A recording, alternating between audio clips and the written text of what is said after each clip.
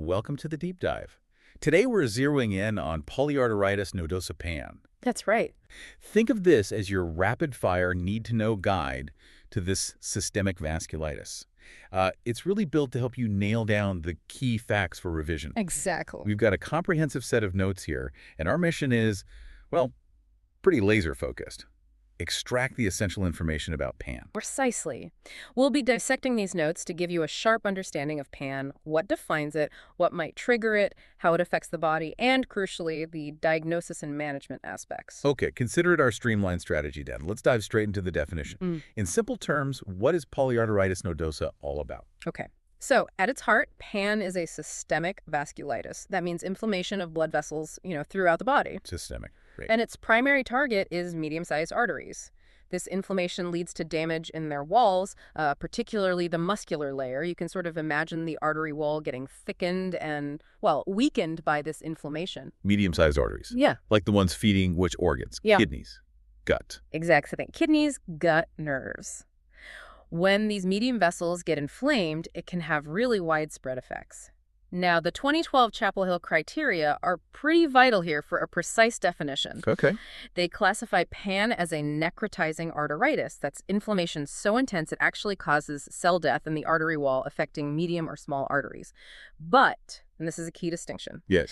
it does not involve glomerulonephritis. That affects the kidney's filtering units. And it doesn't involve vasculitis in the really small vessels like arterioles, capillaries, venules.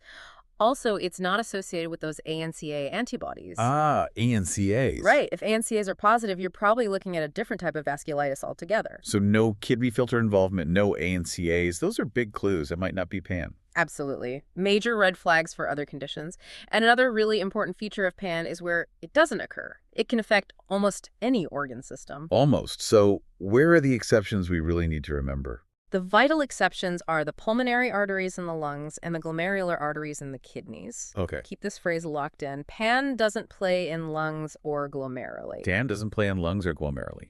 I like that. That's a brilliant memory aid. Now, the notes also mention cutaneous PAN, CPAN.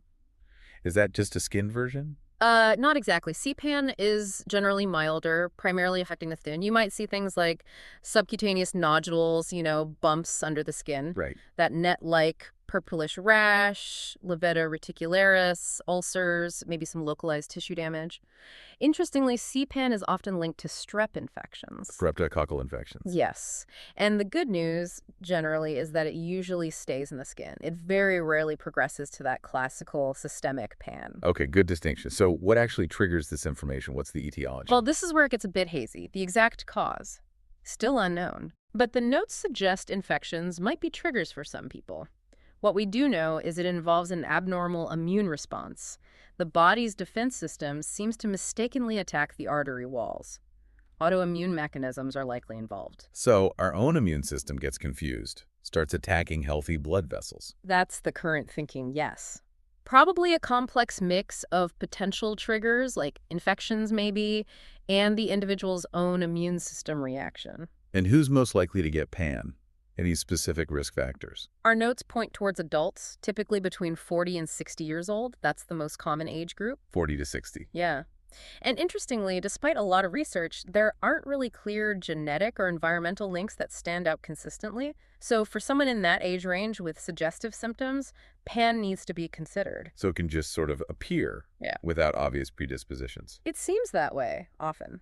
Okay, let's get into the nuts and bolts of what's happening pathologically, the pathophysiology. Right, break down how PAN develops and causes problems. So the central process, as we said, is inflammation and damage to the walls of those medium-sized arteries. Now, this inflammation can lead to nodules, little bumps along the arteries, or even aneurysms. Aneurysms. Like ballooning. Exactly, balloon-like bulges, weak spots caused by the damaged vessel wall. And why are those dangerous, the nodules and aneurysms? They directly mess with blood flow.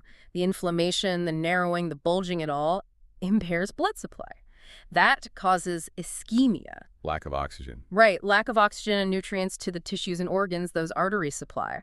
Over time, this can lead to significant, potentially irreversible organ damage. Plus, the inflammation itself can directly affect the tissues around the vessels. Makes sense. So if a patient comes in with symptoms that could be PAN, what else needs to be on the differential diagnosis list? Ah, yes, the differentials. This is critical. You need to consider other conditions that can mimic PAN. Our notes list several. Other large vessel vasculitides like giant cell arteritis, Takayasu arteritis, though they usually hit larger arteries.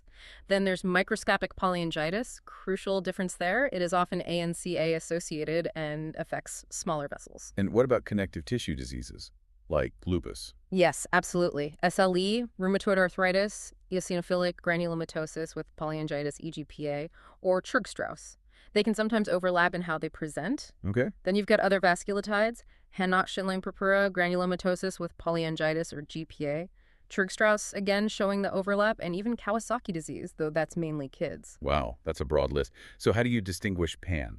What are the keys? The key is really careful assessment. Look at the size of the vessels involved. Is it mainly medium? Check for those key features. Glomerulonephritis, ANCAs, are they absent? Then put together the whole clinical picture and the lab findings. It's rarely one single thing. It's the pattern. Right, the overall pattern. Okay, let's zoom out a bit to the bigger picture. How common is PAN? What's the epidemiology? Well, in the UK, it's rare.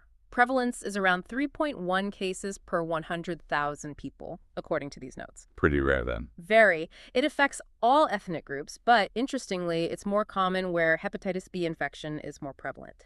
That association is important. Hep B. Got it. And the notes mention different types. Yes. There's primary or idiopathic PAN, that's the most common cause unknown.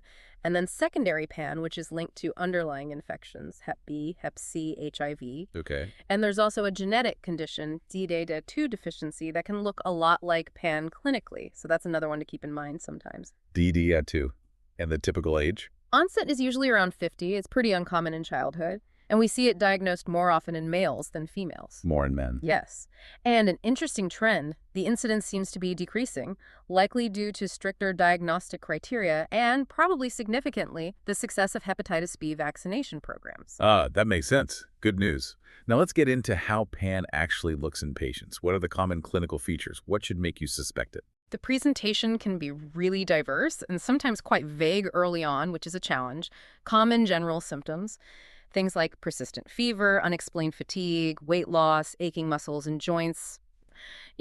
Very nonspecific stuff sometimes. Okay, but what about more specific signs? Signs that should raise suspicion include a new skin rash, abdominal pain, sometimes severe, and neuropathy, nerve damage. Are there any particular signs that really point towards PAN? Yes, several.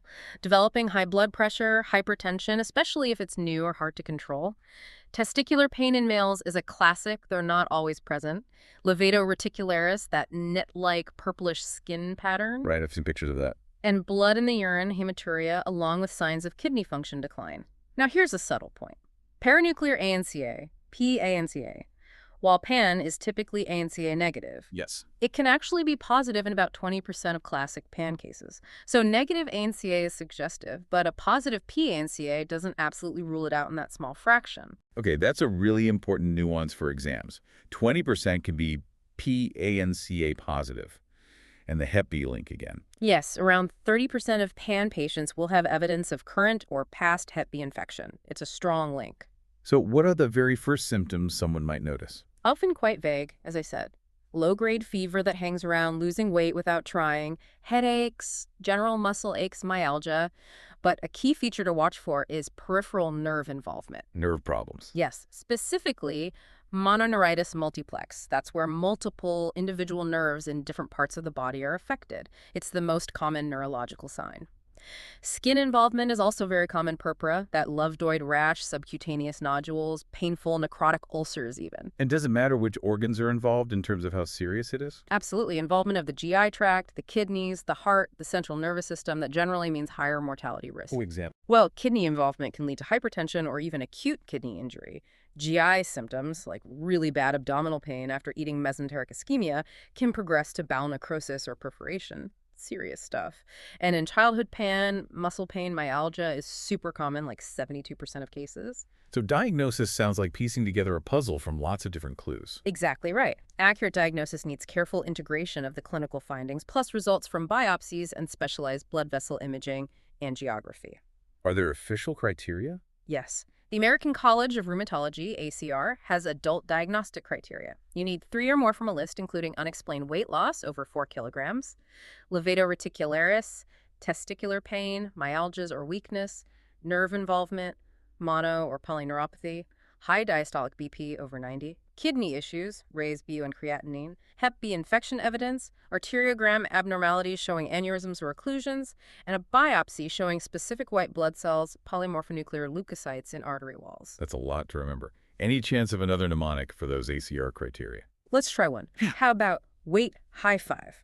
For weight loss, evidence of Hep B infiltrate on biopsy, granulocytes, the cells, high BP, testicular pain. Wait. Okay. Then high five, hepatitis B again, inflammation, systemic, vasculitis on arteriogram, extremities, neuropathy, fever, maybe add involvement of kidneys, visual skin signs, liver extremity nerve issues again. It's a bit clunky perhaps, but hits some key ones. Weight high five. Yeah, I might just stick. Are the criteria different for kids? Yes, slightly. For childhood pan, it's systemic inflammation plus either biopsy proof of necrotizing vasculitis or angiographic abnormalities in medium-small arteries, and at least one of skin involvement, myalgia tenderness, hypertension, peripheral neuropathy, or kidney involvement. Okay, so we suspect pan based on clinical signs and criteria. What investigations confirm it? It's definitely a multimodal approach. Clinical assessment, lab tests, imaging, you need them all. Blood tests are key for inflammatory markers, ESR, CRP, and serology for Hep B, C, HIV, given the associations. Those ANCAs again, what's their role here? We keep coming back to them. As we said, typically negative in classic pan. A positive ANCA strongly suggests something else, MSA, GPA, eGPA, so it's more useful for ruling pan out or pointing elsewhere. Right, and biopsy and imaging, how crucial are they? Biopsy is crucial for a definitive diagnosis. You need to see that necrotizing inflammation in small to medium arteries. Good places to biopsy are skin, superficial nerves like the sural nerve in the leg, or muscle. Where do you avoid biopsying? Generally, avoid kidneys or liver if possible. Higher risk of bleeding complications. Imaging, especially angiography, catheter-based or CTMR versions, is vital too.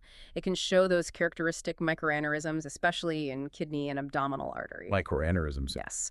And newer techniques like FDG PTCT are emerging as non-invasive ways to spot vascular inflammation. Okay, so investigations confirm pan. What's the management plan? Right. Treatment goals, Yeah. suppress the inflammation aggressively, prevent organ damage, and manage symptoms. The cornerstone is immunosuppressive therapy. Weakening the immune system. Essentially, yes. Dampening down that overactive response.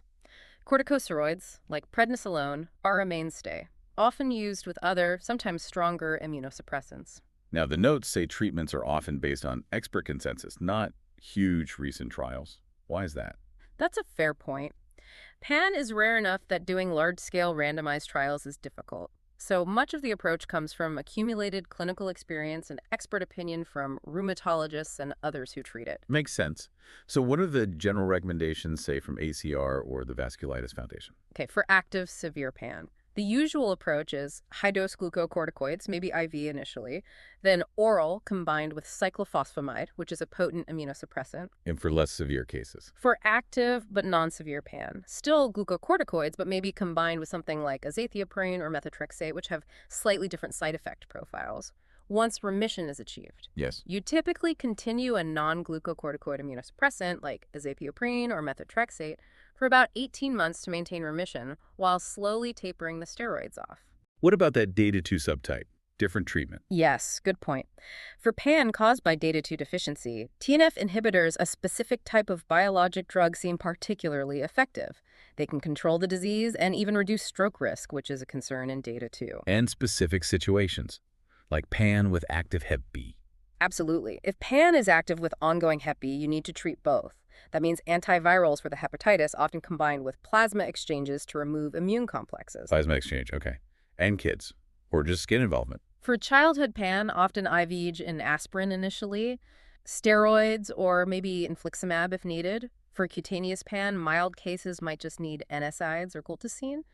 More severe or resistant CPAN might need prednisolone and other immunosuppressants, similar to systemic disease, but often less intense. So very tailored treatment. Looking long-term now, what's the prognosis? It depends. Key factors are which organs are involved, how severe it is at diagnosis, and how well the patient responds to treatment. Early diagnosis and starting treatment promptly are absolutely crucial for better outcomes. How much better? The notes show a huge difference. Untreated PAN, historically, a grim 5-year survival, maybe 13%. With modern treatment, it's dramatically better, around 80%. Wow, that's night and day. Really stresses the need for treatment. What about relapse? Does it come back often? Fortunately, relapse after remission is relatively uncommon in PAN, less than 20% of patients. And as we mentioned, the decrease in Hep B-associated PAN due to vaccination helps the overall outlook too. That's encouraging. Finally, what complications can arise from PAN? Complications stem from the vessel inflammation and the resulting organ damage. Things like organ dysfunction or failure, aneurysm rupture, which can cause major bleeding, persistent neuropathy, GI bleeding, skin ulcers. Any really serious ones? Yes. The most serious include stroke, bowel infarction, where the bowel tissue dies from lack of blood, renal failure, heart failure, and encephalopathy, which affects brain function. And we have to remember the long-term immunosuppressive therapy itself carries risks. Like heck. Increased risk of secondary cancers and opportunistic infections. It's a balance. Definitely a complex condition needing careful management. So to quickly recap, PAN is a systemic vasculitis of medium arteries, varied presentation. Early diagnosis, clinical clues, biopsy, angiography, and prompt immunosuppression are vital for improving outcomes dramatically. Understanding the definition, causes, effects, and management is key. Precisely. It's rare, yes, but serious. Requires high clinical awareness and a systematic approach. Absolutely. If you want to explore other key topics for your MSRA prep, definitely check out PassinSRA.com and also freemsra.com for loads of great resources. And perhaps a final thought to leave you with. Considering how rare PAN is and how differently it can present, how crucial is it really to keep a broad differential diagnosis in mind? And what specific red flag signs should truly make you stop and think, could this be a vasculitis?